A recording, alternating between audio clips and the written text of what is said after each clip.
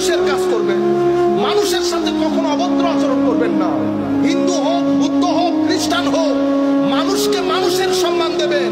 কোন রিক্সাওয়ালা সুইপারের সাথে কখনো তুই তুকারি করবেন না। ভালো বংশের পোলাপাইন কখনো মানুষের সাথে বেয়াদবি করেন। এটা হলে কি হবে?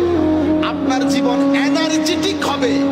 আপনার জীবনে দুই ধরনের এনার্জি দরকার। কয় ধরনের এনার্জি? দুই ধরনের। দুনিয়া যদি এখানে থাকেন, এখানে কিছু জিনিস তো আপনার দরকার হবে। টাকা দরকার হবে,